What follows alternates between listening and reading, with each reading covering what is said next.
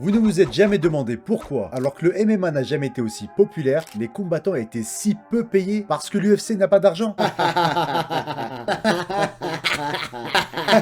Bref, pour la faire courte, parce qu'ils peuvent se le permettre. Quand t'as le monopole, tu fais ce que tu veux.